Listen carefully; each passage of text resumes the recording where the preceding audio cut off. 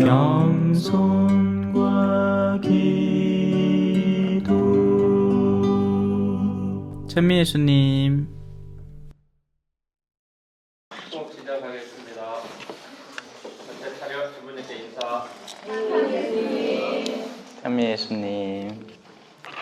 성부와 성자와 성령의 이름으로 아멘. 하늘에 계신 우리 아버지, 아버지의 이름이 거룩히 빛나시며 아버지의 나라가 오시며 아버지의 뜻이 하늘에서와 같이 땅에서도 이루어지소서. 오늘 저희에게 일용할 양식을 주시고 저희에게 잘못한 일을 저희가 용서하오니 저희 죄를 용서하시고 저희를 유혹에 빠지지 않게 하시고 악에서 구하소서. 아멘. 성부와 성자와 성령의 이름으로 아멘. 찬미 예수님. 자, 6장 15절부터 들어가도록 하겠습니다. 고린토전서 6장 15절. 고린토 신자들에게 보내는 첫 번째 편지 6장 15절. 자, 지난 시간에 12절부터 진행되는 내용이 불륜과 그리스도인의 자유라는 겁니다. 우리는 자유로운 사람이지만 그 자유를 방종으로 써서는 안 된다는 것. 그 자유는 보다 더 선한 의지를 따라서 써야 한다는 것. 그런데 그런 것들 가운데 그런 것들을 깨는 행위로서 대표적으로 바로 이 불륜이라는 영역이 존재한다는 것입니다. 15절입니다. 여러분의 몸이 그리스도의 지체라는 것을 모릅니까? 그런데 그리스도의 지체를 떼어다가 탕녀의 지체로 만들 수 있겠습니까? 결코 그럴 수 없습니다. 아니면 탕녀와 결합하는 자는 그와 한 몸이 된다는 것을 모릅니까? 둘이 한 몸이 된다는 말씀이 있습니다. 그 말씀이 어디 나오죠? 창세기에 나오죠. 그러나 주님과 결합하는 이는 그분과 한 영이 됩니다. 그래서 우리가 이 혼인을 떠올리면서요, 우리는 이 결합에 여러 가지 종류가 있잖아요. 그죠? 결합에는 계약 관계를 통해서 결합이 생길 수 있습니다. 근데 그거는 이제 둘이가 그 계약을 지키는 동안에만 뜻을 같이 하고 같은 이해 관계를 위해서 그 목적을 충실히 살아가는 것에 불과한 관계인 거죠. 그래서 실질적으로는 그 두 사람은 연결되어 있는 게 아닙니다. 세상의 모든 악인들은 그래서 근본적으로 서로 일치할 수가 없어요. 왜냐하면 악인들인 이유는요, 저마다의 뜻을 주창하기 때문에 악인들이 되거든요. 악인들은 근본적으로 이기심을 바탕으로 그 악을 성장시킵니다.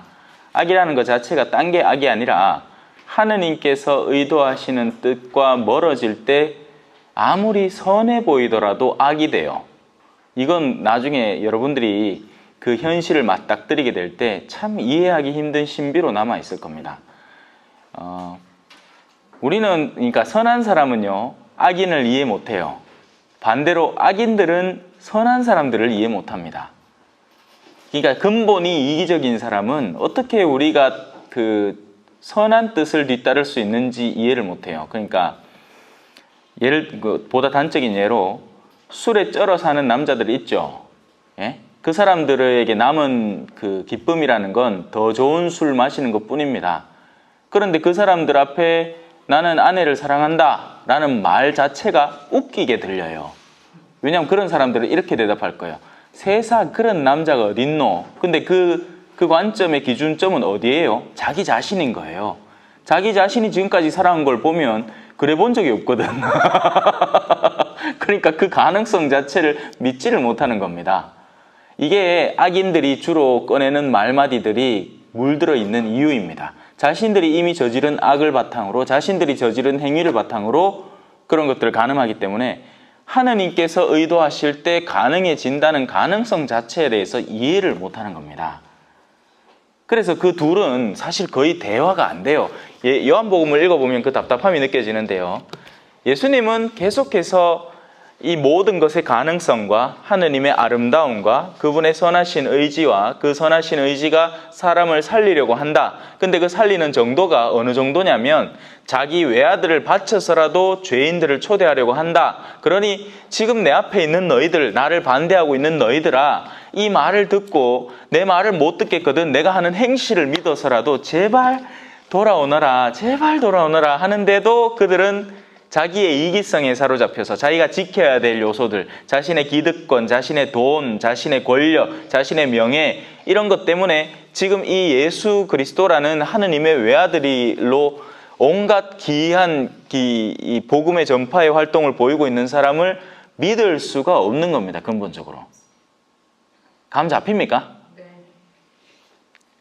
완전히 다른 세계라고요. 악인들의 세계는 자기들끼리 이해를 해. 그 이해관계가 뚜렷한 거예요. 그래서 악인들이 돈도 잘 벌어요. 어디에 투자를 해야 되는지, 사람들의 관심이 어디 모이는지 분석도 잘하고, 주식 분석도 잘하고, 어느 주가가 오를지, 지금 뉴스가 이런 게 빵 터지고 나면 거기에 사람들이 어떻게 영향을 받을 거니까 이런 데에서는 이런 종목을 투자를 하면 그게 앞으로는 상승세를 탈 것이라든지 이런 것들을 빠삭하게 알아요. 근데 사랑을 못해요, 이 사람들은. 주식 분석은 잘하는데 지 한 치 앞을 모르는 사람이에요.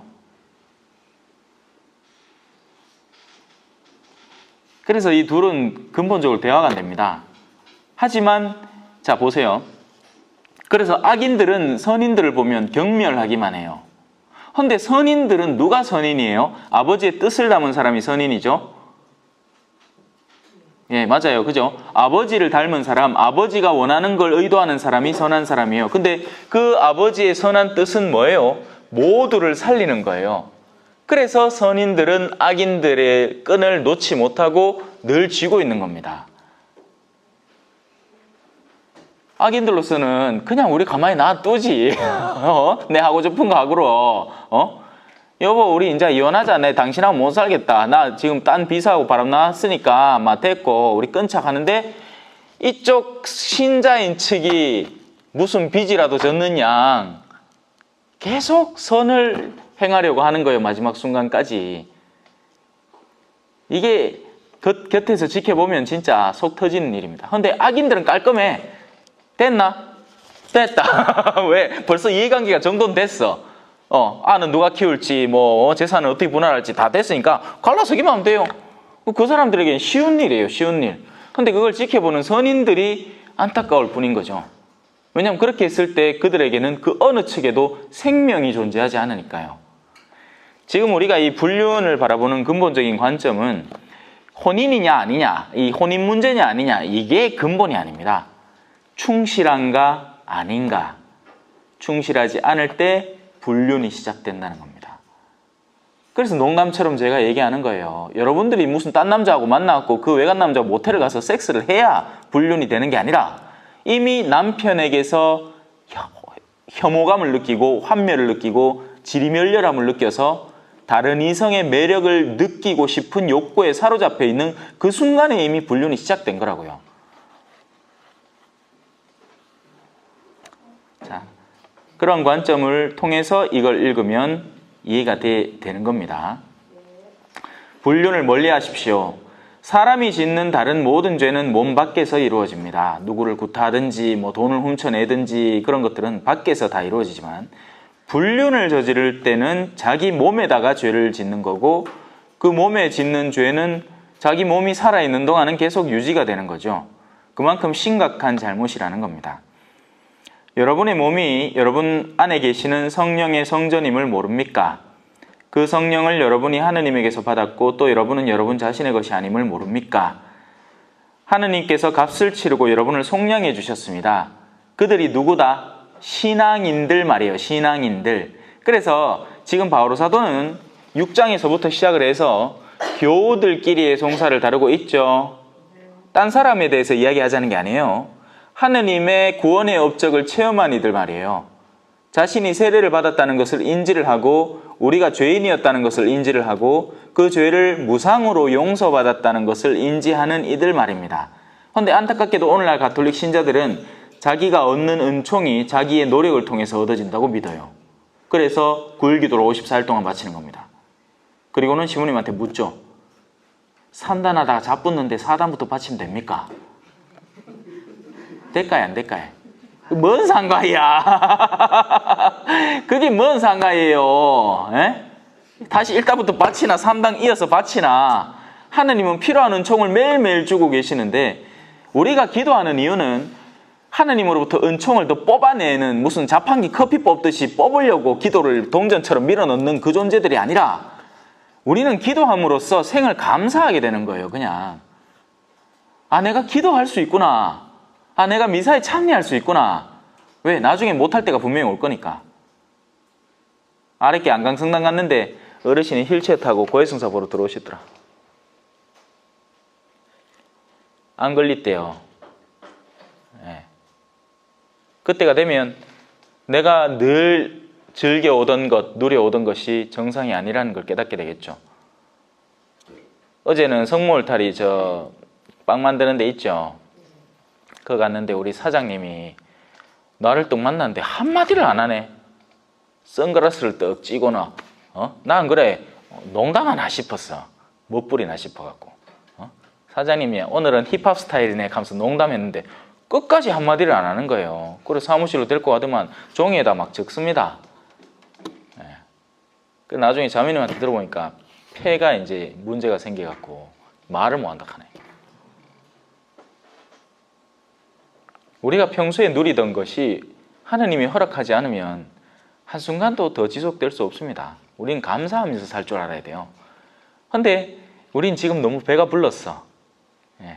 우리는 남편이 바뀌어서 그 남편이 내가 원하는 모든 걸 들어주길 바래요. 그래 되겠습니까? 그래 될 것 같아요. 우리가 하느님이면 그래도 돼. 왜냐하면 우리의 의지 자체가 선하기 때문이죠. 근데 우리는 우리의 이기성에 사로잡혀 있는 때가 많아요. 우린 선하지 않다고요. 오직 선은 하느님의 몫입니다. 그래서 우리가 하는 신앙생활의 근본 목적은 우리 의지를 하느님에게 선물해 드리는 게 우리가 하는 신앙생활이라는 거예요. 미사에 왜 가요? 미사에 기뻐하러 가요. 감사하러 간다고요. 피아 볼룬타스 투아를 하러 간다고요. 당신의 뜻대로 하소서를 실행하려고. 왜냐하면 우리 뜻은 상대를 미워하고 증오하고 상대를 파괴하는 게 뜻입니다. 나에게 해코지를 한 사람이 있으면. 그런데 하느님의 뜻은 원수를 사랑하는 거기 때문에 그래요. 근데 우리가 그걸 듣지 않거나 또 반복해서 되새기지 않으면 너희는 모두 이것을 받아 먹으라. 이는 너희를 위하여 내어주는 내 몸이다. 근데 먹어도 그걸 암만 먹어도 내가 하느님의 그분과 동화되질 않아요. 왜냐하면 입으로만 먹기 때문이죠. 이 불륜이라는 주제에 있어서도 우리가 몸적으로 섹스로만 이 불륜을 여기서 지금 성경에서 앞만 뜯어보고 찾아보려고 하면 결국 이해를 못하게 되고 마는 겁니다. 무슨 소리를 하는지 모르게 돼요. 영적인 차원의 이야기예요.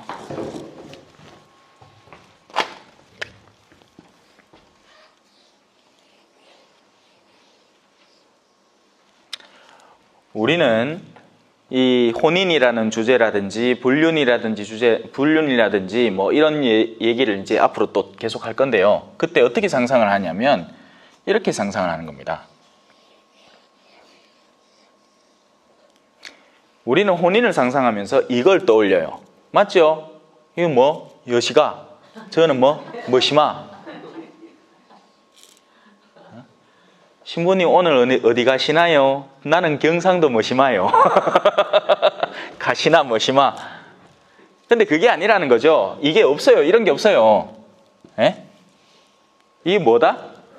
그리스도. 그리고 우리는 지체를 형성하는 겁니다.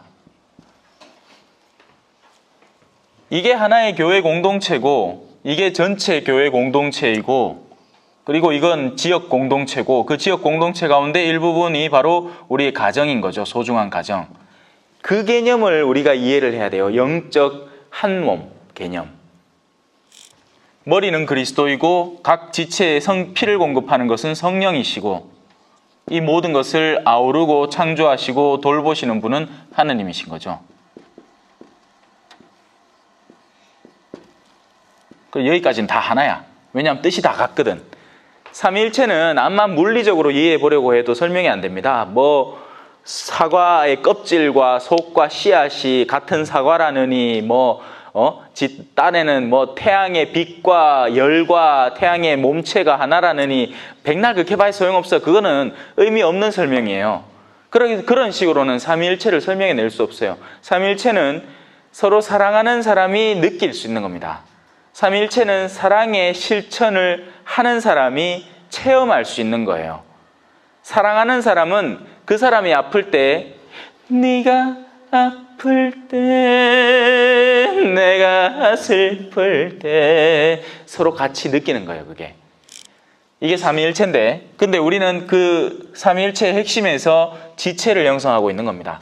그러니 내 새끼손가락이 암만 작고 그 끝이가 암만 의미 없이 보인다 하더라도 여기에 칼이 탁 베어서 피가 초록초록 나면 이 머리가 금방 알아요. 금방 알고는 성령에게 명을 해서 오른손아 너 왼손 돌보러 가라 하면 순식간에 가 있는 거예요. 그 오른손이 왼손에게.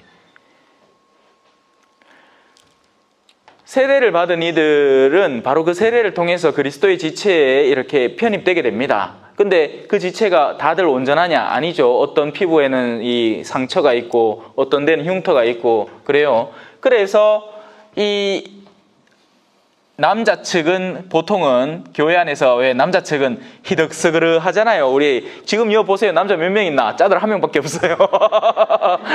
바쁘기도 바쁘고 그러니까 세상과 더 맞닿아 있는 주로 쓰는 손이라고요. 그러니까 오른손은 더 이 감염의 위험이 높고 더 멀리 떨어져 있다는 겁니다. 아니 손발로 하는 게 오히려 낫겠다. 발은 늘 더러운 곳에서 땅을 디디면서 지체들을 지탱하는데 온 힘을 쏟고 있다는 겁니다. 그러니 그만큼 병균이 득실득실하고 무좀도 있고 먼지 구덩이에 사는 거예요. 그러면 그 발이 그렇게 일을 하고 들어왔을 때 그 발을 누군가 씻어줘야 되잖아요. 그 발이 지 스스로 씻습니까? 지가 발꼬랑 요래가지고 꼬렁꼬렁꼬렁 해가지고 귀찮으면 나는 그래 한다마는 집에 가 양말 벗고 막 씻기 귀찮잖아요. 그러면 샤워기 물 틀어갖고 치 하고 왼발로 오른발 밀고 오른발로 왼발 밀고 근데 원래 제대로 씻으려면 어떻게 해야 돼요? 손을 써야 돼요. 그게 몸이 하는 역할이에요. 몸은 그걸 자연스럽고 지극히 정상적으로 합니다. 그런데 오늘날은 그렇게 안 해요. 오늘날은 그렇게 안 한다고요. 왜 나한테 금가락지를 안 끼워주고 날 들어 지금 저 발을 씻으라고 하느냐고 손이 성질을 낸다니까요. 이게 둘 다 발이 모르겠어. 남편과 아내가 둘 다 지금 맞벌이를 해야 돼. 정말 삶의 환경이 너무나 팍팍하고 아내는 저 파출부 나가고 남편은 저 택시기사 해가지고 둘 다 어떻게든 생계를 꾸려 나가야 되면 이해를 해요. 그럼 괜찮아. 그럼 둘 다 피곤하고 지쳐있기 때문에 그럴 수 있어요. 제가 얘기하는 건 그런 공동체가 아니에요. 남편은 지금 직장 나가서 일을 합니다. 그리고 나서 집에 돌아와요. 근데 아내는 낮 시간 동안 내 커피 마시면서 놀아. 아는 또 어린이집 갖다 놨지. 커피 쪽쪽 묵다가 남편 집에 들어오는 순간부터 일하는 신용을 하면서 투덜대기 시작하면서 자기 친구가 샀는 가방 얘기하면서 나는 왜 그런 거 안 사주냐 하면서 당신은 쥐꼬리만큼 월급 벌어오면서 뭐 하는 사람이냐 하면서 그러면 그 사람은 더 이상 지체의 역할을 포기한 거예요. 왜냐하면 머리가 의도하는 일을 전혀 하지 않기 때문이죠. 지독히 이기적이고 편파적으로 변해버린 겁니다. 그런 종류가 우리 몸 안에 때로 생길 때가 있어요. 그런 종류를 뭐라 부르는지 아세요? 종양이라 하고 암세포라고 합니다. 자기 혼자 몸에 수많은 양분들을 먹어서 증식을 해가면서 몸에는 그 어떤 이득도 주지 않으면서 결국에는 그 증식으로 인해서 다른 몸이 나누었어야 할 그 양분을 자기가 한껏 물고는 결국엔 전체 몸을 죽여버리는 존재. 그러면 의사는 어떻게 하는지 아세요? 잘라내요. 나는 포도나무요 다다다 너희는 가지로다. 그 가지들 가운데 열매를 맺는 가지는 하느님께서 더 손질하시고 아름답고 이쁘게 가꾸어서 영광스럽게 만들고 열매를 맺지 않는 가지는 잘라내서 메말라버리고 사람들에게 밟히다가 결국에는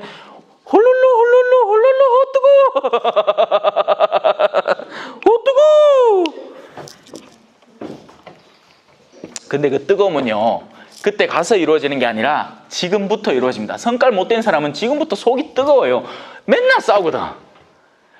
지 성깔이 안 차니까 맨날 화가 나 있고 짜증스럽고 분노에 차 있고 뭐 이제 성질 낼 게 없으니까 별걸 다 들고 와서 성질 냅니다. 정치를 전에는 관심도 없다가 정치 들고 왔고 이게 하면 안 되는 거라 하면서 개사고 와, 그렇게 정의로우면 베네수엘라는 와 걱정을 안 해주노? 지금 그 대통령이 마두로가 들어서 갖고 전에 있던 후고 차베스 죽고 난 뒤에 마두로가 들어서 갖고 지금 완전 개판은 엉망진창으로 되어 있는데 와, 그거는 왜 관심이 없나? 그러니까 그 정의는 지독히 자기중심적이고 편파적인 정의라는 거예요. 자기의 관심 범위 안에 것만 성질을 내는 겁니다. Not in my backyard, 님비 현상 들어봤죠? 필요는 한데 우리 집 뒤뜰은 안 된다는 얘기예요. 그런 사람들이 은근히 많아. 정의로운 것 같지만 실제 정의는 전혀 이해하지 못하고 있는, 뭐가 정의일 것 같아요? 이게 정의입니다. 이분이 뜻하는 바, 이분이 생각하는 바, 이분이 의도하시는 바가 정의예요. 왜냐하면 그분은 이 몸 전체를 다 알고 계시면서 그 가운데 가장 약하고 너희 가운데 가장 보잘것없는 이 하나에게 해준 것, 해주지 않은 것, 너희가 이 철부지 어린아이와 같은 일을 하나 거두어 드릴 때 그것은 곧 나를 받아들이는 것이나 마찬가지다. 그러니까 이게 다 연결되죠. 이게 그리스도의 지체라는 신학적 개념입니다. 제가 만들어낸 게 아니고 원래부터 있는 거예요. 이 개념을 이해할 때 이제부터 읽는 것들이 이해가 되기 시작합니다. 하나님께서 값을 치르고 20절입니다. 여러분을 속량해 주셨습니다. 그러니 여러분의 몸으로 하나님을 영광스럽게 하십시오. 영광스럽게 한다고 해서 뭐 또 따로 떼 빼고 광내고 뭐 금도금을 하고 이렇게 하라는 게 아니에요. 하나님을 영광스럽게 하는 유일한 하나의 방법은 영광의 출처를 나를 통해서 드러내는 것뿐입니다. 그건 바로 내가 하나님의 뜻을 이행할 때 하나님이 나를 통해서 영광스럽게 되세요. 원래 이 일을, 그러니까 내가 내 몸을 가장 아름다울 때는 언제겠어요? 내 몸을 가장 잘 알고 내 몸을 가장 그 완벽한 상태로 만들어 놓을 때 그때 그 몸이 제일 아름다운 거 아니겠습니까? 그죠? 자, 근데 예를 들어서 자, 이걸 여러분들이 더 쉽게 이해하기 위해서 한 자매가 집구석에 빨래는 하나도 안 하고 설거지는 하나도 안 하고 성당 와가 기도를 한다고 3시가 아니고 4시가 아니고 그 앉아갖고 옹야 하고 있으면 그게 하나님을 영광스럽게 하는 일이 아니라고요. 제가 좀 과장해서 말을 했지만 우리의 영광의 본래적 자리는 우리의 성소의 본래적 자리입니다. 제가 역으로 제가 신자들의 영혼은 안 돌보고 내 집에 쫓아다니김에 아이고 왜 지내십니까 아버지요, 아이고 형은 뭐 필요한 거 없나 하고 내 집만 보살피면 여러분들은 역으로 뭐 이상하다고 느낄 거예요. 저 신부님은 쟁기를 잡고 자꾸 뒤돌아보지 말라 했는데 배와 그물과 아버지를 버리라고 그렇게 사도들이 된다고 했는데 맨날 집에만 가갖고 그렇게 쌌노? 하고 이상하게 여길 겁니다. 또 반대로 신부님이라는 존재에게서 여러분들이 기대하는 것은 성성 거룩함이잖아요. 그죠? 근데 신부님이라고 떡 앉아갖고 이제 식사 자리에 떡 앉았는데 신부님 입에서 무슨 술은 어떻게 뭐만 맛있고 뭐하고 섞어 뭐만 맛있고 요래 따라 뭐만 맛있고 뭔 어디 골프장은 뭐 몇 평짜리인데 홀은 몇 개가 있고 내 그 홀인원을 쳤는데 그 상태가 내 방에 있고 한마디도 하느님 얘기를 안 해. 그러면 여러분이 실망할 겁니다. 맞죠? 맞아요. 왜냐하면 여러분은 사제에게서 일반인 이상의 것을 기대하기 때문에요.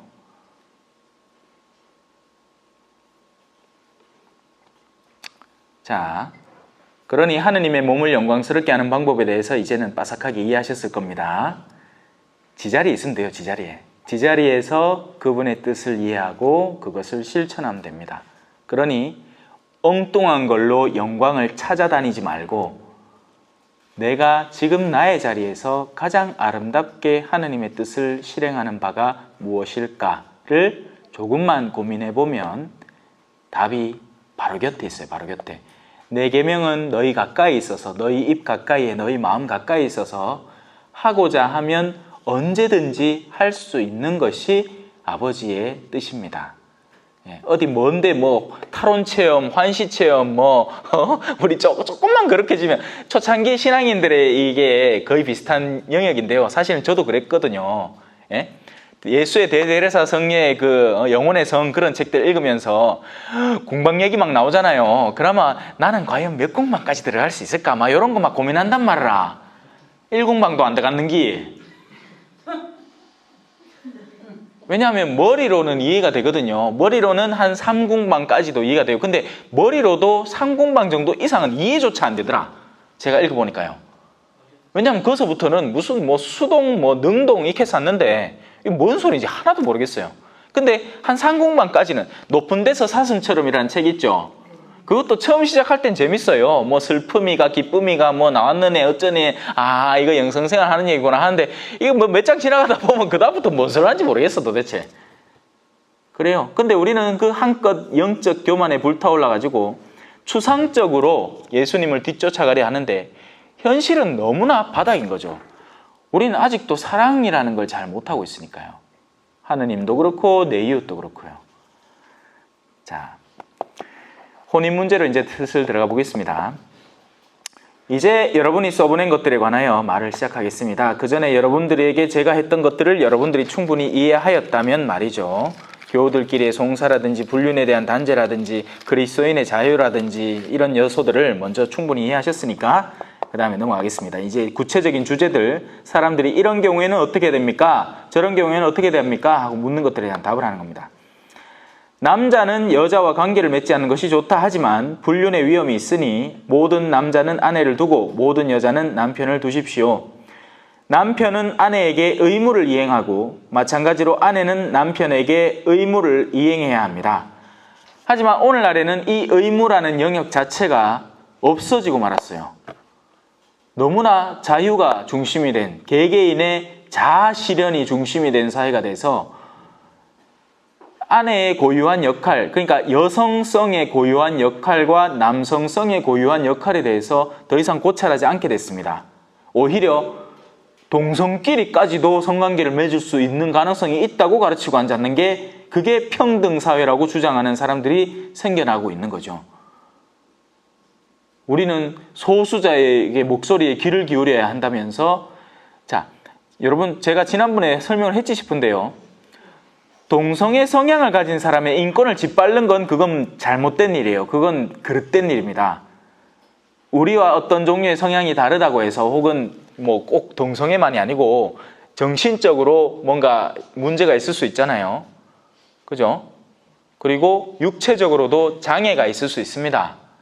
그런 이들의 인권, 기본적인 인권은 존중받아야 되고 그들은 사랑이 필요하고 보살핌이 필요하고 관심이 필요한 거예요. 그런데 그렇다고 해서 다리를 못 쓰는 사람을 위해서 모든 계단을 다 없앨 필요는 없어요. 맞죠?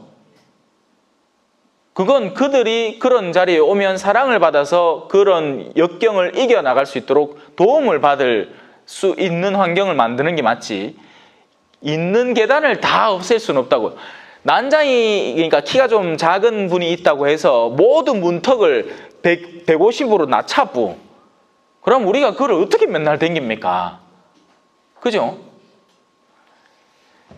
인권을 존중해 주는 것과 어떤 제도적 차원에서 무언가를 공언화하고 공인화하는 건 전혀 다른 문제예요. 여러분, 정상인도 죄를 짓습니다. 그죠? 근데 죄 지을 때마다 우리가 쫓아가고 회초리를 들 필요는 없죠. 그건 자기가 죄를, 그러니까 이게 범죄가 아닌 다음에는 말이에요. 범죄는 당연히 국가기관이 형사적인 그 권력을 동원을 해서 처리를 해야죠. 타인의 인권을 심하게 짓밟았다든지 살인을 했다든지 한다면. 근데 그게 아니고 통상적으로 자기들 선에서 이게 애매모호한 서로 간의 어떤 존중을 상실하는 행위를 한다든지 욕설을 좀 내뱉었다고 해서 이거 하고 경찰이 들어왔고 당신 이 사람한테 욕했지요 하고 잡아가 보면 이게 말이 안 되는 거잖아. 동성애자들이 자신의 성적 편향 속에서 자기들끼리 죄를 짓는다는 건 자기들끼리 하는 거예요. 어쩔 수 없어요. 근데 그걸 보편화하는 건 이상한 일이에요. 왜냐하면 이 성기 자체에 드러나 있잖아요. 남자의 성기와 여자의 성기가 서로가 서로의 그 목적대로 창조된 겁니다. 그거 자체를 부정하거나 부인할 수는 없는 노릇이라고요. 그런데 오늘날에는 이게 사람들이 너무 혼란스러워해. 너무나 혼란스러워해요. 지금 특히나 이 젊은 아이들에게서는 이 동성애적인 성향을 가지는 게 깨어있는 의식이라는 생각을 자기들끼리 합니다. 여러분, 에이즈는요, 옛날 말이지, 뭐, 수혈에 의해서, 뭐, 주사바늘 잘못 써서, 뭐, 그렇게 걸린다는 건 옛날 말이에요. 오늘날에는 거의 100%가 동성애에서 에이즈를 옮는답니다. 당연히 똥 싸라고 만든 기관에다가 엉뚱한 짓을 하니 그렇지. 그리고 에이즈만이 아니고 다른 성병도 다 마찬가지예요. 다 연계가 되어 있는 거죠. 자, 그래서, 다시 돌아옵시다. 남자는 모두 아내를 두고 모든 여자는 남편을 두고 그리고 서로의 의무를 행해야 합니다. 서로의 의무, 서로를 돌볼 의무 말이에요.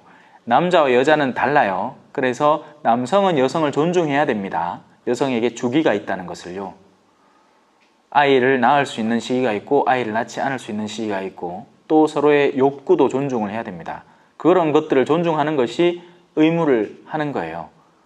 그리고 저마다의 성적 역할에 따라서 그 성적 역할에 부여된 역할을 해내는 겁니다. 예외적인 경우도 있겠죠. 여성의 지성이 너무나 뛰어나서 대학 교수로 일하고 남자는 대신에 육아와 살림을 조금 도와줄 수 있어요. 근데 그건 예외적인 경우예요.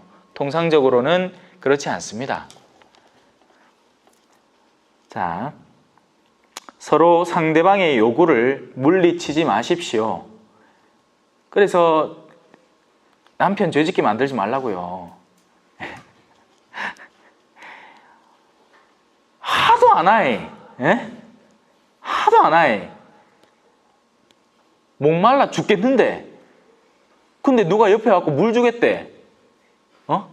그럼 그 물 안 마시고 버팁니까? 안 마시고 버티네요? 못 버텨요. 그게 초인이 아닌다면 그렇게 못 한다고요. 그런 일이 은근히 많습니다. 다만 기도에 전념하려고 얼마 동안 합의한 경우는 예외입니다. 그때는 괜찮아요. 서로 합의가 되었을 때 얘기죠. 근데 지 혼자 합의하면 안 돼. 어떤 종교인 자매님들이 혼자 신심에 사로잡히가 어머야 이 성생활에 이렇게 자꾸 하면 내가 안 될 것 같아. 나는 저 천사같이 저렇게 수녀님같이 살고 싶어. 지 혼자 합의에 붙는 게야. 지 혼자 남편하고 한 2달 이제 관계 끊기로 했는 게야. 누구 맘대로. 안 돼요. 둘이서 합의를 해야지. 합의는 둘이서 하는 거지. 지 혼자 합의하는 게 어디 있어요. 예? 근데 이게 열심한 자매들 가운데는 이런 헛된 혼자만의 결심을 하는 사람이 있다는 겁니다. 이게 뭐 어느 특정 성을 두고 얘기하는 건 아닌데, 근데 제가 통계적으로 얘기해요. 통계적으로. 자매님들의 생각이 훨씬 더 뭐랄까 복잡다단해요. 남자들은 의외로 좀 단순한 면모가 분명히 있어요. 물론 남자들 중에서도 영악하고 사악한 사람은 있어요. 그런 사람은 진짜 악마 같아. 근데 웬만한 남자들은요 순진합니다. 그렇게 크게 속을 줄 몰라. 그래서 남자 바람 피면 여자 금방 알아요. 근데 여자가 알면서도 바람 피도록 방치를 하든지 뭐가 있어. 여성들은 복잡한데 자기 안에서 그런 편집증적 성향이 막 활성화되는데 그게 남편에 대한 의심으로도 발현이 되고 또 신앙과 들러붙어 버리면 맹신과 광신으로 빠져버리는 겁니다. 그러니까 자기 마음대로 상정한 어떤 의로움의 행위를 자기 혼자 하고 있는 거예요. 그래서 그런 자매님들은 점검을 받아야 돼요. 점검을. 근데 그 점검은 누가 가장 잘 해줄 수 있을 것 같아요? 자, 저는 이렇게 주로 권유를 합니다. 본당에 수녀님이 계실 땐 수녀님한테 가세요. 그 수녀님의 성격이 어떻든 저떻든 그거에 문제가 안 돼요. 그 수녀님의 성격이 어떻든 그 수녀님이 본당의 원장 직분을 맡고 계신 분이면 분명히 거기에서 도움을 얻을 수 있습니다. 분별을 받으시라고요. 제3자의 눈으로 내가 하고 있는 영적 결심의 분별을 받아내야 된다고요. 안 그러고 자기 혼자 이게 좋은 거겠거니 하고 하다가는 많은 경우에 빠져버립니다. 소경이 소경을 이끈 셈이니까요. 자기의 인간적 그 갈망이 자신의 영혼을 이끈 셈이니까 이 둘 다 구렁이 빠지는 거예요. 그런 경우가 심심찮게 발견이 됩니다. 제가 지금까지 지켜봐온 바로는 그래요. 이게 너무 열심히 해도 문제고 너무 어둠에 빠져도 문제고 하여튼 언제나 이 균형점 이건 미지근함과는 다른 거예요. 이거는 분별이라고 하는 겁니다. 분별, 식별이라고도 하는 거예요. 예. 넘어갑시다. 자, 그렇게 합의한 경우는 예외고 그 뒤에 다시 합치십시오. 언제든지 서로의 요구를 기민하게 응답해 줄 줄 알아야 됩니다. 물론 지나침은 언제나 존재할 수 있어요. 그 지나침에 대해서는 치료가 필요하죠. 오늘날에는요, 이 포르노그래피가 왜 안 좋으냐면 중독 상태를 만들기 때문에 그렇습니다. 이 정상적인 범주 안에서는 예를 들어서 음식은 여러분 음식 어떻게 먹습니까? 목마를 때 물 먹는 게 죄입니까? 아니죠. 배고플 때 밥 먹는 게 죄예요? 아니죠. 근데 이상현상은 언제 일어나죠? 이 사람이 밤 12시에 음식을 시켜 먹고 앉았어. 저녁을 분명히 먹었는데 왜 먹어요? 식욕이 땡겨서 그래. 와, 먹스타그램 받는기라. 자기 친구들이 인스타그램에다가 온갖 음식 사진 붙여놨는 거 자기 전에 누부가시를 보다가 배가 쪼리쪼리쪼리한 느낌이 들어갖고 고마 일나갖고 라면 한 그릇 끓여 먹고 잔다. 그러면 왜 되는데 다음날 아침에 이런 거 있잖아요. 이거 이거 들고 이거 하고 숟가락 이렇게 씩하갖고 눈에 붙이고 막 붓기 뺀다고 생쇼를 한다. 그래 한 달 했디만 막 체중이 막 부나 안 부나? 불죠. 여러분 살찌는데 주범은요 탄수화물이에요. 탄수화물. 지방을 많이 먹는다고 살이 찌는 게 아니에요. 지방을 많이 섭취하면 빠져나갑니다. 자연스럽게. 오늘날 우리가 흔히 만날 수 있는 과자, 농축된 당분과 탄수화물이 함축되어 있는 것. 근데 그런 것들이 왜 주변에 그렇게 많을까요? 보관이 용이하기 때문에 많이 만들어내요. 보관이 용이하기 때문에. 야채는 한 3일 지나면 왜 됩니까? 식어버. 근데 밀가루 음식은 티가가 보관을 하면 이게 한 달이고 두 달이고 간다는 거예요. 그러니 대기업들은 광고를 미친 듯이 해서 PPL을 넣어서 이쁘장한 여배우가 드라마에 나와갖고 괜히 빼빼로를 묶고 앉았다. 평소에는 죽어도 안 물기. 꽃과 콘을 얘네 손가락마다 끼고 한 개씩 물어 떠면서 주인공하고 얘기를 한다. 왜? 우리 보고 그걸 인지하고 사 먹으라고. 이거 그 나오던 그 응답하라 1988에 나오던 그 과자 아이가 하고 옛날 추억에 사로잡혀갖고 보리건빵 한 부대서 우적우적 먹고 앉았다. 그러면 안 돼요. 자, 음식 얘기를 넘어갔었지만 바로 이 음식에 대한 우리의 욕구의 관념을 성에 도입하면 거의 맞아 떨어집니다. 포르노그래피는 정상적인 성의 범주라면 하다 지쳐 못할 어떤 행위를 갈망하게 속의 욕구를 만들어주는 거예요. 이게 오늘날 수많은 사람들이 시달리고 있는 거예요. 저는 중1 때 친구 집에 가서 처음 포르노그래피를 접했습니다. 깜짝 놀랐어요, 그때는. 근데 머지않아서 이 인터넷이 활성화되면서 누구든지 마음만 먹으면 볼 수 있는 게 돼버렸어요. 지금은 아마 초등학교 6학년 때, 5학년 때 그때부터 벌써 보고 앉았을걸요? 그러니 이 쾌락을 극단으로 달리다가는 어디로 가느냐? 동성애에 빠지게 되는 겁니다. 결국 쾌락을 추구하기 위해서 그리로 가는 거예요. 그래서 과연 동성애가 천성적으로 생겨난 성적 편향에서 나오는 행위냐 아니면 습득되는 것인가? 여기에는 아직 학자들의 의견이 많이 분분할 겁니다. 근데 영적으로는 원래 인간은 남자와 여자가 서로 사랑하도록 만들어져 있어요. 다만 특정한 어떤 개별적인 심각한 체험, 예를 들어서 머스마가 자기 엄마한테 어릴 때부터 미치도록 얻어맞고 자라가지고 더 이상 여자를 사랑할 수 없게 되어버리거나, 혹은 반대로 여성이 남성에게 어린 시절 성추행을 당한 그 경험이 너무나 끔찍해서 더 이상 남자를 사랑할 수 없을 때 남자는 게이가, 여자는 레즈비언이 되는 그런 케이스도 심심찮게 발견이 됩니다. 제가 볼리비아에 있을 때만 해도 그런 경우가 많았거든요. 자기 삼촌이 조카를 건드리고 할아버지가 손녀를 건드리고, 그러다 보면 그 아이들의 어린 마음에 어마어마한 이 뭐라고 하죠? 구멍이 생겨나는 거예요. 기도를 할까요? 10분간 쉬시고. 네. 자, 그럼 다시 시작하도록 하겠습니다. 여러분이 절제하지 못하는 틈을 타서 사탄이 여러분을 유혹할 수 있기 때문에 그렇고, 그렇게 유혹을 당하면 당연히 악에 빠지고 죄에 빠져들게 되겠죠. 그런 일들을 막아야 한다는 겁니다. 그 뒤로 조금만 더 읽어볼게요.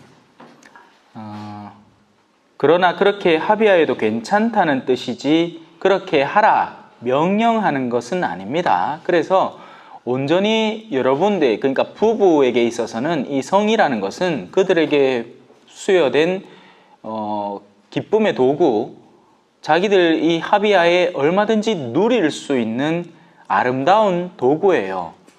그리고 축복인 거죠. 그리고 그거 자연스럽게 자녀의 출산과도 연계될 수 있는 아름다운 도구인 겁니다. 그리고 어느 때가 되면 그 한계점에 도달을 하겠죠. 이제 자연스럽게 태가 닫히게 될 것이고, 그 뒤에도 성생활은 계속되는 거예요. 부부 사이에서는 그 어떤 뭐 부끄러움이 있을 수도 없어야 하는 건데, 뭐 실제 일어나는 일은 날 모르지. 어짜 사는 동. 뭐 옛날에 영화 그런 것도 있었잖아요. 죽어도 좋아하는 영화.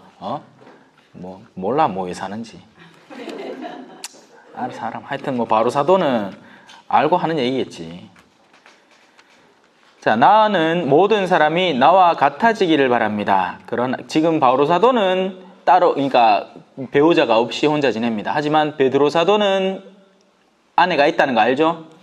그리고 다른 일부 사도들도 자기 아내들이 있어요. 있는 사람이 있고, 사도 요한 같은 경우에는 혼자 젊은 총각이죠. 나는 모든 사람이 나와 같아지기를 바랍니다. 그러나 이 사람은 이런 은사, 저 사람은 저런 은사, 저마다 하느님에게서 고유한 은사를 받습니다. 그래서 그 은사의 영역이 다른 것뿐이지 어느 것이 낫다, 어느 것이 못하다라고 하기는 힘듭니다. 자, 그래서 제가 이 뒤에다가 잠깐 적어놨는데요. 우리 가톨릭 교회 안에서 흔히 간주되는 영역이 이런 겁니다. 동정으로 사는 사람, 독신으로 사는 사람, 이 수도자와 사제를 말하죠. 흔히 이 영역이 바로 정결과 바로 연결되어 버리는 거죠. 하지만 사실은 그렇지 않습니다. 동정과 독신 이퀄 정결, 이게 아니에요. 그냥 동정과 독신은 그 은사를 사는 사람들입니다. 사실은 원래는 수도자라는 이들은 청빈, 정결, 순명이라는 세 가지 서원을 하잖아요. 그죠? 청빈, 이거는 가난하게 살겠다는 것인데, 그냥 돈을 없이가 아니라 하느님을 바라보는 청빈, 마음이 가난한 그 진정한 청빈이에요. 하느님을 바라보기 때문에 그분으로 만족하고 사는, 그래서 돈은 있어도 그만 없어도 그만인 상태가 원래 청빈이라는 단어가 의도하는 바지. 제가 볼리비아에서 어느 수사신부님을 만났는데, 프란치스코에 그래, 우리 청빈이를 살아야 되기 때문에 돈은 없이 살지만 신용카드 없이 살지 말라고는 않겠다 하면서.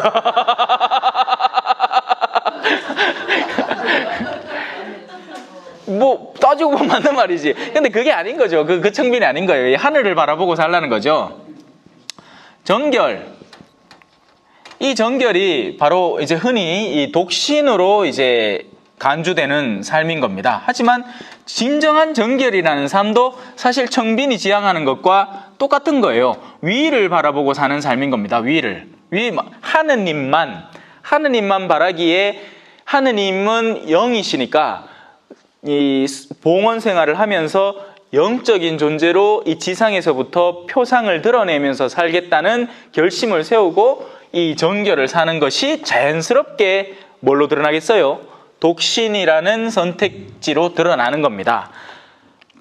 그렇게 해서 자기의 서원을 바치고 서원을 점검받고 그리고 최종적으로 종신서원을 하는 거죠. 평생토록 그 서원을 살겠다는 결심을 세우는 겁니다. 시작부터 알고 있잖아요. 알고 있고 그 삶을 선택해서 그 삶을 최종적으로 종신이라는 형태로 선택하고 사는 거예요. 근데 그러고 나서도 또 환속할 수 있지 뭐. 신부도 그렇고. 예? 근데 우리는 독사눈을 뜨고 보는 기라. 자기 구역 내에 그런 사람이 있으면 야야야 자기들끼리 모이가 저 있잖아 옛날에 수녀님이었대 하면서 반갑습니다. 예, 어서 오시소. 예. 아, 여기 무슨 모임 있구나. 들어오시소. 괜찮습니다. 나 나쁜 사람 아니라. 예. 그래요. 예. 생긴 그래도 착합니다. 자, 위에다가 이 수도의 정신을 탐구하는 시간으로 지금 바뀌었는데 뭐 하던 거니까 자. 일단 정결이라는 것은 그렇게 그 정결의 결과로 자연스럽게 독실이 드러나는 거예요. 무슨 말인지 아시겠죠? 그래서 독신만 살면 정결하지 않을 수도 있어요. 무슨 말이 역으로. 이해가 되세요? 그게 바로 때로는 부부 사이에서 드러나는 헛된 열성에서 나오는 독신인 겁니다. 그건 오히려 정결과는 거리가 먼 상태예요. 왜냐하면 정결이라는 것은 뭐라고 했죠? 위의 뜻을 따라서 자기가 살겠다라는 뜻이잖아요. 그죠? 근데 제가 아까 그려놓은 그 부부라는 것의 위의 뜻은 그 두 부부가 서로 일치하고 사랑하고 서로의 요구를 정당하게 들어주는 것, 서로에게 의무를 다하는 것이 가장 부부로서 정결한 상태인 겁니다. 이해되세요? 내가 나 혼자의 열성에 사로잡혀서 배우자를 방치했다가 그 배우자가 바람이 나면 그 외적 형태로는 그 배우자가 불결한 사람으로 드러나겠지만 오히려 그 불결함의 원인 제공은 나에게 있으며 내가 오히려 더 불결하다는 거예요. 그 점에 있어서는 남편이 바람 났는데 그 바람의 근본 원인이 그 남편이 못된 사람이고 그 남편이 악한 이라서 이 정상적인 관계에 만족을 못하고 자꾸 엇나간 결과로 그렇게 되는 거라면 모르겠지만 그게 아니고 내가 어느 순간에서부터가 차가워지고 냉정해지고 싸늘해지고 괴팍해지고 막 욕하고 바가지 끓고 이러는 통에 남편이 휘파람도 못 부는 기라 자기들끼리 만든 신호 자식들이 있을 때 하고 이제 모여야 되는데 안 모이는 기라 휘파람도 못 불겠는 기라 카베 자기들끼리 사인이 있다며 내가 아나 잘못된 정보예요. 그냥 대놓고 합니까? 여보 하면 하는 거야? 몰라 난 하여튼 그래서 무슨 말인지 알겠죠? 독신은 이 수도 생활에서는 정결에 따르는 자연스러운 결과이고 헌신입니다. 예. 자, 여기에서 한 걸음 옆으로 세서 이 사제들의 독신은 어떻게 된 걸까요? 이건 제도적인 차원의 필요에 의해서 생겨난 거예요.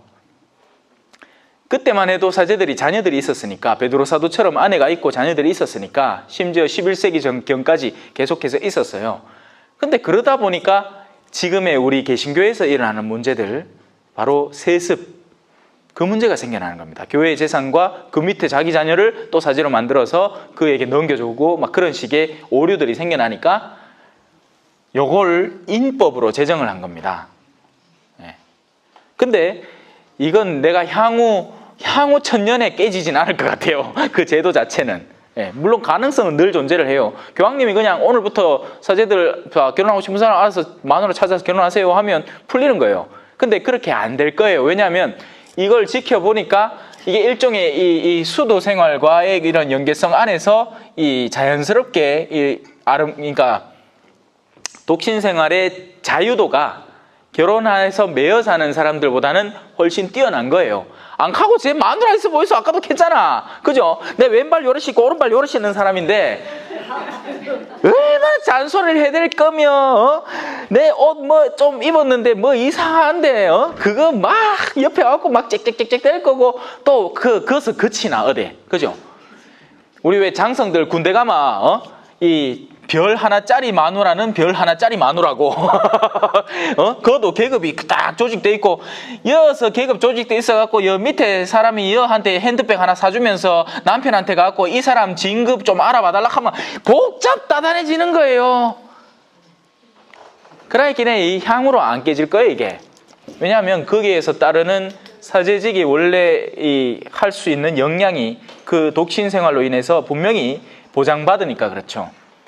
근데 그로 인해서 당연히 문제는 생길까요? 안 생길까요? 생깁니다. 왜냐하면 이건 정상적인 욕구이기 때문에 그래요.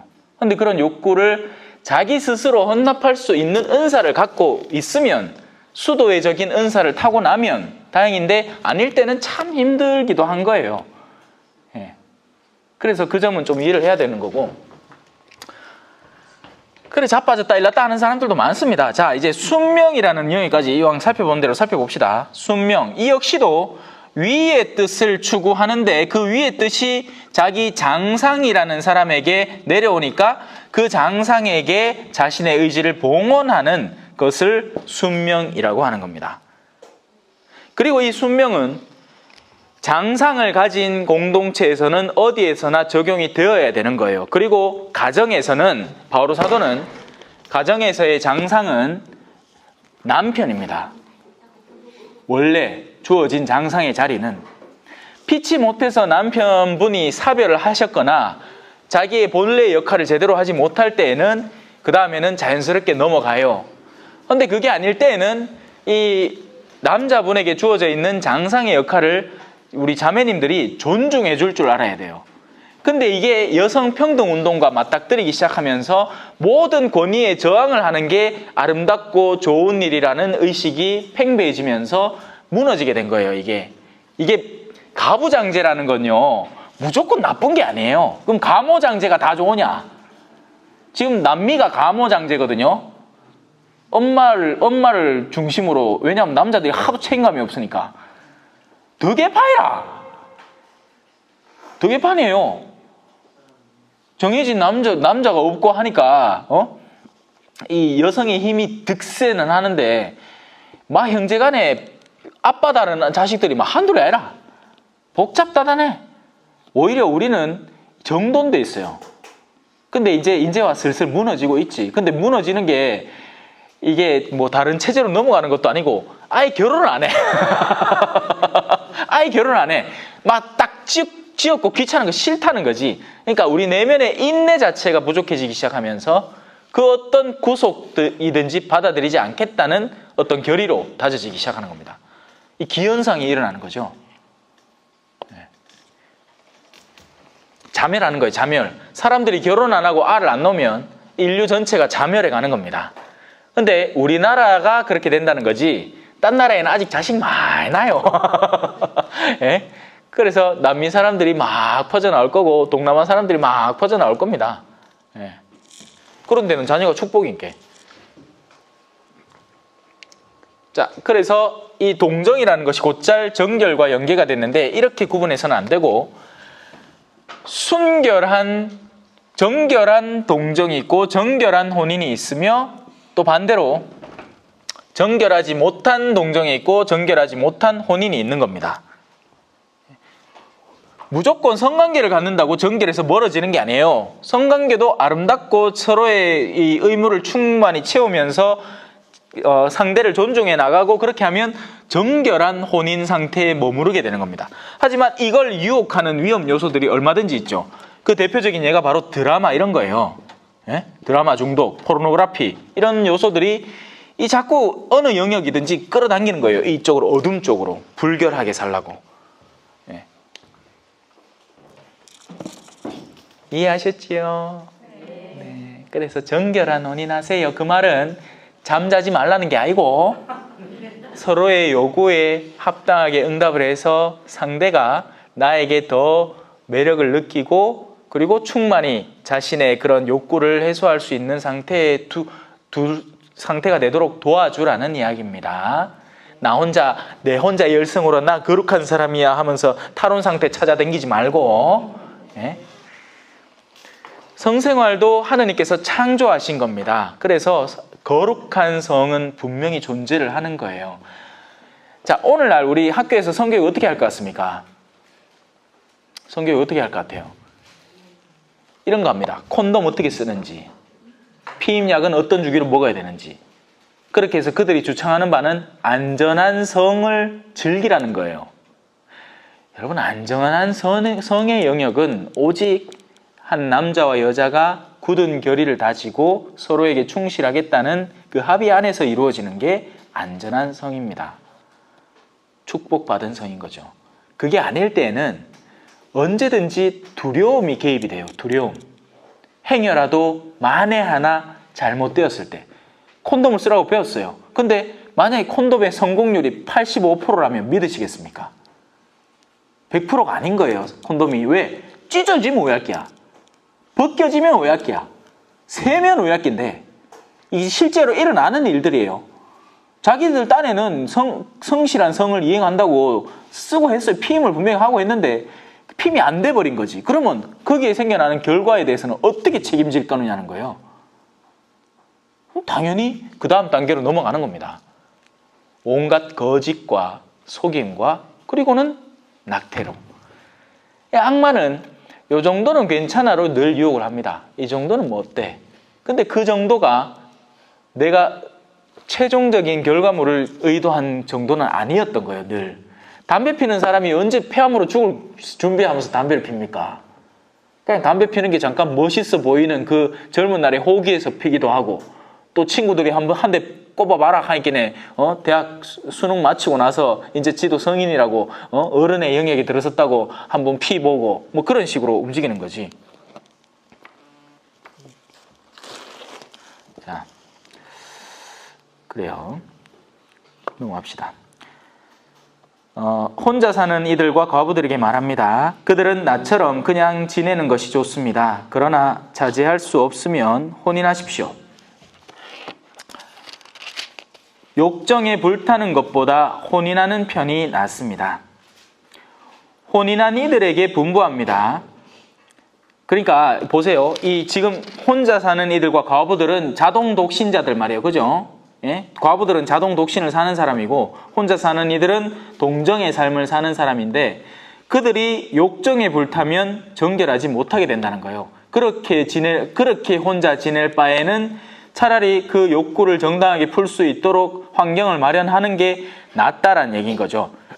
그래서 어떤 종류의 삶이 다른 종류의 삶보다 낫다라는 얘기는 절대 바오로 사도가 하지 않습니다. 예. 다만 하느님을 더 사랑하는 길과 하느님을 덜 사랑하더라도 죄는 짓지 않는 길이 있는 거죠. 그리고 죄를 짓는 길이 있고요. 그걸 잘 분별을 해야 되는 거예요. 아시겠죠? 여러분 자식들 다 신부 수녀 만든다고 가들이 자동으로 거룩해지는 게 아니라고. 야, 꼬라지를 잘 보고 야가 진짜 하느님에게 헌신할 수 있는 사람이면 그 신부의 길을 소개를 해주고 수녀의 길을 소개해 주는 게 아름다운 일이 되지만 야가 지금부터 돈 욕심이 엄청 많고 이기적이고 탐욕스러운데 내 욕심으로 가를 신부수녀를 만들려고 들다가는 신부수녀로 되어서 안 지어도 될 죄까지 짓고 있는 인간이 되어버린다니까요. 이해가 되시죠? 그래서 신부수녀를 만들고 싶은 욕구는 이해를 해요. 그 조금만 신앙적 열성이 생기고 나면 자기 자녀들 중에서 성소의 길을 걷게 하고픈 욕구는 좋은 거예요. 그건 아름다운 거 맞습니다. 근데 그 아름다운 욕구가 욕심이 되는 순간부터는 집착으로 변하기 시작해요. 권고해주고 초대해주고 그런 자리에 이끌어주는 건 필요한 일이에요. 근데 그걸 가라고 하면서 네 인자 와가 뭔 소리고? 성소 모임 지금 1년 동안 나왔는데 네 인자 여자친구 생겼다고 신고 안 된단 말이가? 내 성당가 무슨 꼬라지? 내 지금까지 동네 아줌마들한테 우리 예비제 성소자라고 성당 신부될 끼라고 내가 자랑을 먹어치는데 네 지금 와 극하면 내 왜 살란 말이고? 극하는 게 잘못된 거라는 거 이해하시겠죠 이제? 그래 하지 말라고.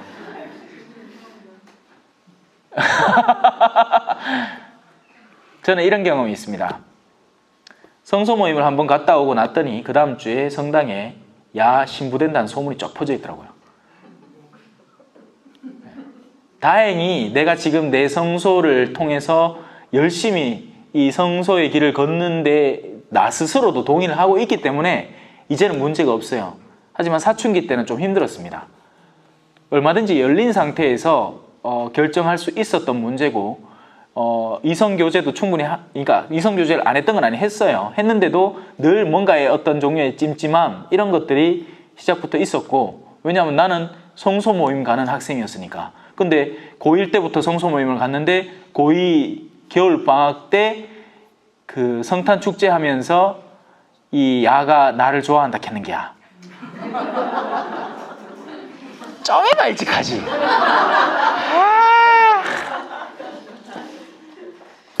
그랬으면 모르죠. 그러니까 그 일들은 모르는 거예요. 제가 생각하기에는 지금 돌이켜봤을 때는 하느님은 선한이나 악한이나 다 써서 그 마음에 어지러움이 있거나 없거나 그런 이들을 다 써서 당신의 그릇을 만들어내는 분이에요.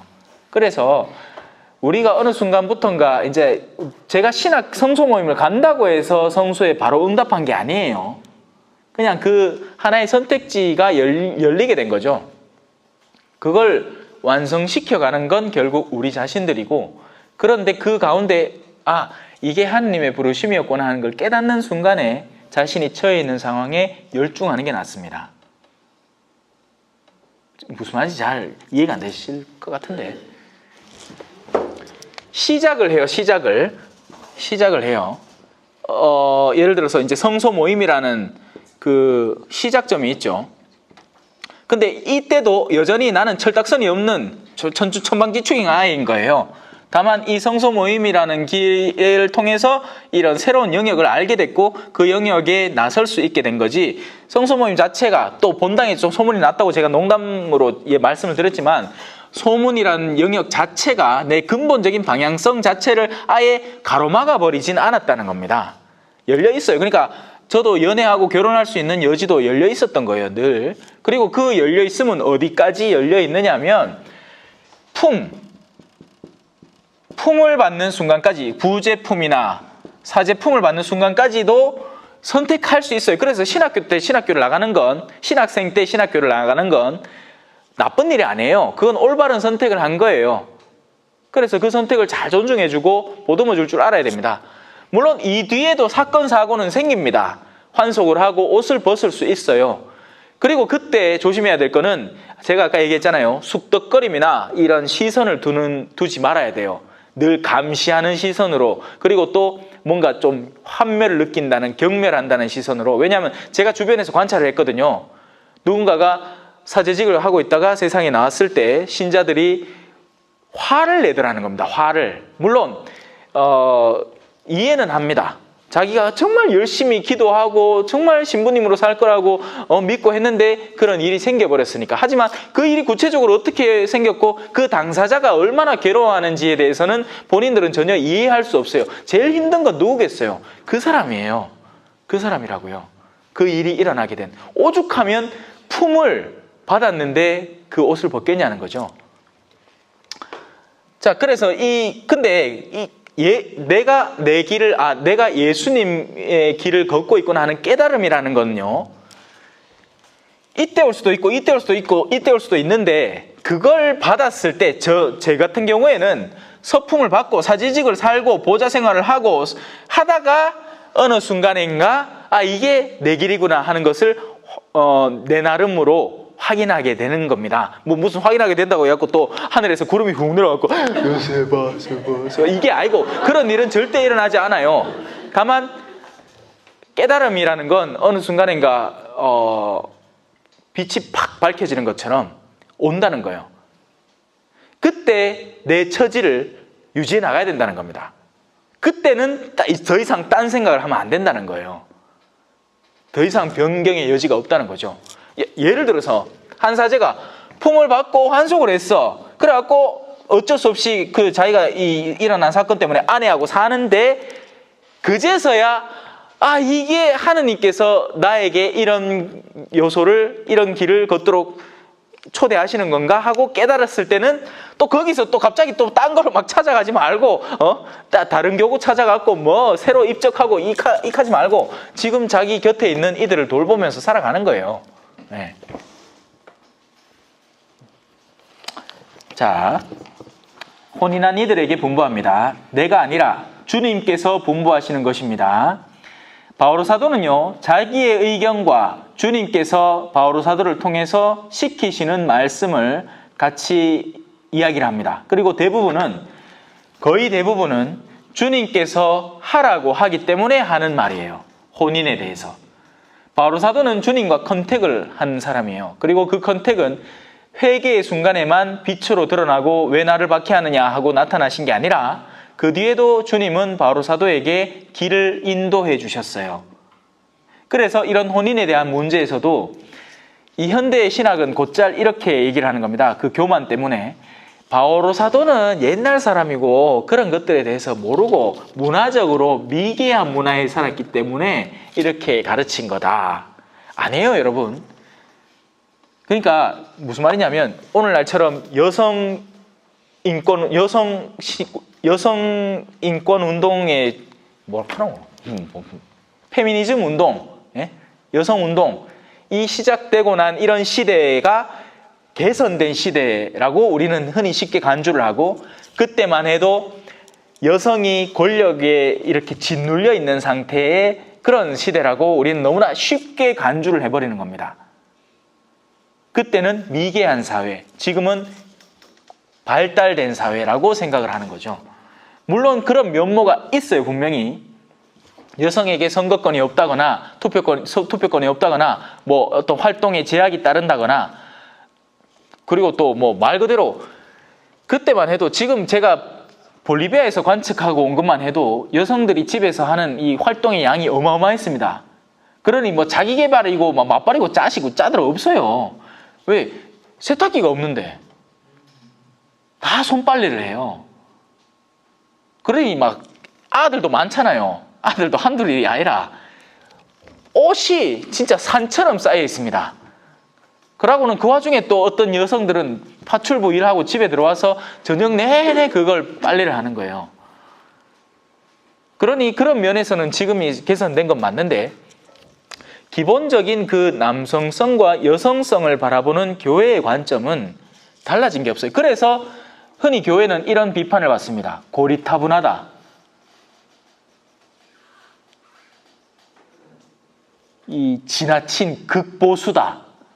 그런데 그게 인간들이 자신의 기득권을 유지하기 위한 수단으로 그 얘기를 하는 것인지 아니면 하느님께서 우리 인류에게 기대하시는 아름다운 균형점을 이야기하는 것인지 거기에 대해서 사람들은 심각하게 생각하지 않아요. 그리고 지금 자신이 하는 합리적인 생각이 가장 똑바른 생각이라고 믿어버리는 거죠. 그러니 이런 가르침은 전혀 와닿지 않는 겁니다. 자, 혼인한 이들에게 분부합니다. 내가 아니라 주님께서 분부하시는 것입니다. 그러면 우린 잘 들어야 돼요. 아내는 남편과 헤어져서는 안 됩니다. 만일 헤어졌으면 혼자 지내든가 아니면 다시 남편과 화해해야 합니다. 또 그리고 반대로 남편은 아내를 버려서는 안 됩니다. 이것이 우리 주님께서 분부하시는 거예요. 명을 내리시는 거라고요. 그렇게 자연스럽게 된다는 것도 아니고 주님이 명령을 내리시는 겁니다. 주님은 언제 명령을 내릴까요? 우리가 안 할 때 명령을 내려요. 가서 모든 피조물에게 복음을 전하라 했죠. 여러분 그거 알죠? 그걸 미사 마칠 때마다 우리는 반복을 합니다. 이때 미사이스트. 미사라는 말마디 자체가 너희는 파견된 존재라는 그 이야기예요. 근데 우리가 안 하니까 명령을 내리는 거예요. 우리가 그걸 자동으로 하면 하나님이 너희 꼭 밥 챙겨 먹어라. 세상에 이런 명령이 어디 있습니까? 그건 누구한테 하는 명령이에요? 초등학생 아가 학교 갔다 오면 그 가는 길에 간식을 먹었지 사먹고는 집에 왔고 밥 안 먹을 때 니 밥 무라. 엄마가 하는 거 안 들으면 아빠가 좀 더 엄하게 니 밥 무라. 이렇게 얘기해야지 그 아이가 그 명을 따르는 겁니다. 안 따를 때는 거기에 상하는 벌이 기다리고 있는 거죠. 지금 예수님이 주님께서 어떤 분부를 내리세요? 헤어지지 말라고 합니다. 왜? 우리는 이제 앞으로 맞닥뜨리는 시대, 혼란스러운 시대에서 서로 헤어지려고 난리를 칠 거기 때문에요. 꼭 헤어져야 헤어진 게 아니에요. 나의 배우자를 험담하고 증오하고 싫어하고 기피하는 모든 활동. 예수님이 그렇게 가르치잖아요. 살인하지 말라라는 계명을 들었다. 하지만 나는 너에게 이렇게 얘기한다. 상대를 미워할 때 너희는 이미 살인을 저지른 것이다. 혼인 그러니까 헤어지지 말라는 계명을 들었다. 하지만 나는 이렇게 얘기한다. 너희들이 헤어질 그 환경을 조성할 때부터 이미 글러먹은 거다. 그러니 거기서부터 마음을 다잡고 바로잡아야 하는 거예요. 아이고, 왜 이리 디노? 나는 살 일도 없는 삶인데 가르치려고 하요. 왜 이리 됩니까? 여러분, 제발 헤어지지 마세요. 그리고 헤어질 거들랑 다시 화해하려고 노력하고, 그리고 헤어질 거들랑 혼자 지내세요, 혼자. 그걸 그러니까 지금 현대교회는요, 복잡다단한 거예요. 갈라서면 갈라선세로 살면 그냥 성체 모시고 살 수 있어요. 여러분 착각하시는데, 사회적으로 이혼했다고 해서 그 이혼한 탓이 없는 배우자가 성당 와서 성체 모시는 게 죄가 아닙니다. 그건 조당하고 상관없어요. 조당은 언제부터 조당해야 할 것 같아요? 이 두 사람이 같이 사는데 장애가 있는 거야, 장애가. 신자가 같이 사는데 교회에서 하느님 앞에 자기들이 함께 살겠다는 고백을 하지 않았던가? 아니면 이 사람이 사는데 이미 이전에 사회혼이 먼저 신자 아닐 때 사회혼이 있었고 그에 대한 합당한 해소를 하지 않아서 문제가 발생할 수 있잖아요. 전에 혼인이 해소가 안 되면 전 남편이 찾아갖고 니 돌았나 지금? 니 아직 내하고 이혼서류에 도장도 안 찍었는데 지금 니 딴 남자하고 교회적으로 혼인했다고 니가 그 똑바로 살 것 같아? 이거 하면 문제가 생기니까 거기에 대한 올바른 합당한 해결점을 도모하고 사는 거고, 또 교회적으로 혼인을 했더라면 그 교회의 혼인 결합 자체가 원래부터 없었다는 것을 증명받고 교회로부터 그렇게 해야 되는데 그 절차들이 복잡다단한데 그래서 그냥 대충 사는 거예요, 대충. 제가 주임신부로 살면서 힘들었던 부분이 그거예요. 하느님이 의도하는 삶의 자리는 깨끗하고 맑고 명료하고 간단한 건데 사람들이 그걸 미친 듯이 막 뒤집어 놓는 거예요. 이게 종이를 한번 딱 접으면 깔끔하게 딱 펴지잖아요. 근데 미친 듯이 꾸겨 놓으면 그거 펴는데 막 노력이 더 듭니다. 그래서 저는 예방책을 강구하는 겁니다. 예방책을. 그렇게 되지 않도록. 낙태를 일어나고 나서 그걸 어떻게 처리를 하느냐, 입양을 어떻게 하느냐, 그거는 산통 다 깨지고 나서 그 요리 조각 찾아 붙이는 거하고 비슷해요. 암만 찾아 붙여봐야 어딘가 깨진 구석이 남아있는 거죠. 그게 애시당초 일어나지 않도록 성에 대한 본질과 남성성과 여성성에 대한 존중감과 서로를 사랑하는 마음을 길러주는 게 우선적인데 그걸 위해서 노력하는 사람을 제가 찾지를 못해요. 그걸 누가 해야 될 것 같아요? 지금 이 강의를 듣고 계신 여러분이 해야 되는 겁니다. 근데 자기 자녀에게 그런 일이 벌어지잖아? 야야야, 쟤 아프라. 그 하는 엄마가 생기는 거야. 이 나중에 얼마나 큰 구멍으로 돌아올지 모르고. 나 혼자 답답해, 나 혼자. 내가 해보면 느낌이 막 나 혼자 답답한 것 같아요. 이 답답함을 같이 느낀다면 그 사람은 활동을 시작하게 될 겁니다. 어떤 활동이든지요. 자, 그 밖의 사람들에게는 주님이 아니라 내가 말합니다. 그렇죠? 앞서는 주님이 말씀하신다고 분명히 얘기를 했고 이제는 바오로 사도의 고유한 의견입니다. 이때부터는 조금은 안심하고 들어도 돼요. 근데 바로 여기에서 뽑아낸 게 뭔지 아세요? 바오로 특전이에요. 한번 읽어봅시다. 어떤 형제에게 신자 아닌 아내가 있는데 그 아내가 계속 남편과 함께 살기를 원하면 그 아내를 버려서는 안 됩니다. 또 어떤 부인에게 신자 아닌 남편이 있는데 그가 계속 아내와 함께, 그러니까 신자인 아내와 함께 살기를 원하면 그 신자인 아내는 그 남편을 버려서는 안 됩니다. 하느님의 지체인 나무에 다른 나무들이 접붙었는데 그 접붙은 나무가 떨어질 생각이 없으면 붙여 살려 놓으란 얘기예요. 자, 신자 아닌 남편은 아내로 말미암아 거룩해지고 신자 아닌 아내는 남편으로 말미암아 거룩해지기 때문입니다. 그렇지 않으면 여러분의 자녀도 더러울 터이지만 사실은 그들도 거룩합니다. 그러니까 우리가 신자 아닌 남편과 할 때 관면혼애를 하잖아요. 이 상대 배우자의 신앙생활을 존중하게 하고 그와 더불어서 자녀들의 신앙도 존중하겠습니까? 라고 묻습니다. 그리고 교회혼을 관면혼을 할 때 신자 아닌 배우자는 그 사항을 분명히 인지를 하고 네라고 응답을 하고 사제는 그 네라는 답변을 적어줘요. 그 안에. 그 변명의 여지가 없는 거예요. 교회 안에서 혼인을 했다 하면 그 혼인, 그 신앙생활은 보장받는다는 법적 근거 자료가 혼배문서에 적혀 있는 겁니다. 근데 그 남편이 그걸 파기하잖아요. 그러면 당연히 여지가 생겨나는 거죠. 그 혼인 결합 자체가 무효였다는 것이. 왜냐하면 나에게 탓이 있는 게 아니고 그가 그 혼인 결합 자체를 개무시하고 있는 얘기니까. 자, 두 번째 얘기. 신자 아닌 쪽에서 헤어지겠다면 어떻게 한다? 헤어지십시오. 하지만 헤어지기를 기다리는 게 아닙니다, 여러분. 이건 어쩔 수 없어서 이 헤어지는 사람들에 대해서 이런 선택지를 주는 것뿐이에요. 누가? 주님이 아니라 바오로 사도가요. 그래서 바오로 사도가 내놓은 특전이라는 이름이 붙어서 바오로 특전이 되는 겁니다. 그러한 경우에는 형제나 자매가 속박을 받지 않습니다. 하느님께서는 여러분을 평화롭게 살라고 부르셨습니다. 아내 되니여. 자, 그래서 이 후반부가 본질이에요. 아내 되니여, 신자이니여, 그대가 신자 아닌 남편을 구원할 수 있을지 혹시 압니까?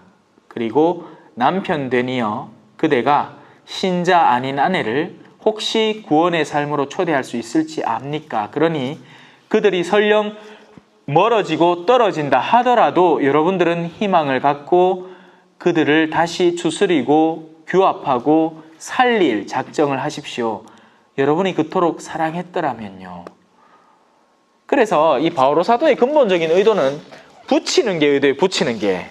근데 지금의 현대교회는 그 가운데서 법적 요소를 끌어와서 사람들이 혼인했다가 갈라졌다가 그리고 다시 새로운 사람 만나서 혼인하려고 하는데 이 전의 혼인을 끊는 용도로 어떻게 하냐면 이렇게 합니다. 나는 신자예요.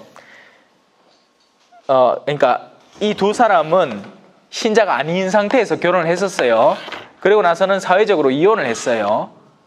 그리고는 이 사람이 이제 나한테 와서 이제 새롭게 관계를 시작을 하고 결혼을 하겠답니다. 그때 이 사람에게 세례를 주면서 그와 동시에 너는 세례가 됐으니까 이전 관계를 지속할 마음이 있어 없어? 당연히 없다고 하겠지? 없으니까 끊는 거예요. 이게 바오로 특전이 하는 일입니다. 그리고 두 사람은 교회 안에서 살아가도록 돕는 거죠. 이 복잡한 일이에요, 이게. 와. 그래서 이걸 예방하는 게 맞지. 이게 일이 일어나고 나서 그걸 처리하는 데는 어마어마한 노력이 듭니다.